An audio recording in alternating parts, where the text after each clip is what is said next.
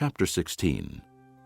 The Pharisees and Sadducees came to Jesus and tested him by asking him to show them a sign from heaven. He replied, When evening comes, you say, "It will be fair weather, for the sky is red." And in the morning, "Today it will be stormy, for the sky is red and overcast." You know how to interpret the appearance of the sky, but you cannot interpret the signs of the times.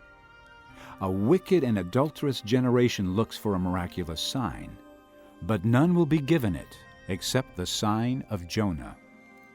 Jesus then left them and went away. When they went across the lake, the disciples forgot to take bread. Be careful. Jesus said to them, Be on your guard against the yeast of the Pharisees and Sadducees. They discussed this among themselves and said, It is because we didn't bring any bread.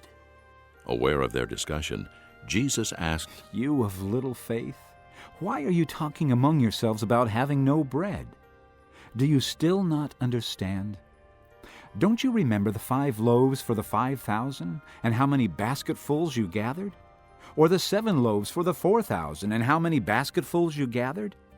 How is it you don't understand that I was not talking to you about bread?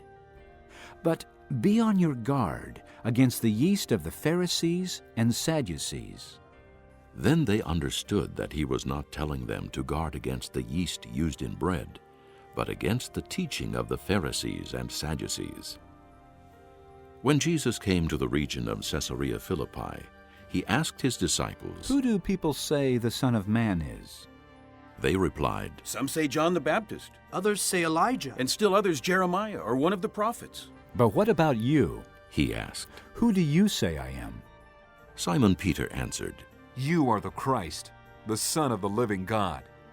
Jesus replied, Blessed are you, Simon, son of Jonah, for this was not revealed to you by man, but by my Father in heaven. And I tell you that you are Peter, and on this rock I will build my church, and the gates of Hades will not overcome it. I will give you the keys of the kingdom of heaven. Whatever you bind on earth will be bound in heaven, and whatever you loose on earth will be loosed in heaven. Then he warned his disciples not to tell anyone that he was the Christ.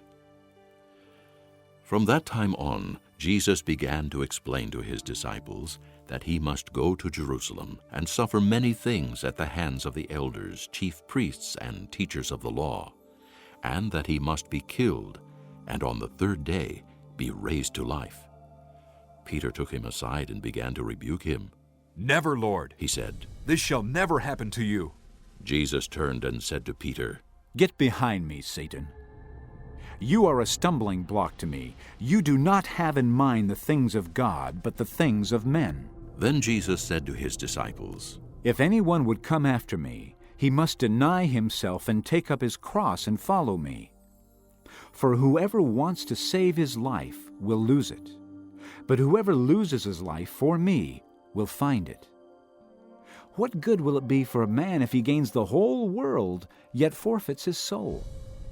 Or what can a man give in exchange for his soul? For the Son of Man is going to come in his Father's glory with his angels, and then he will reward each person according to what he has done. I tell you the truth. Some who are standing here will not taste death before they see the Son of Man coming in his kingdom.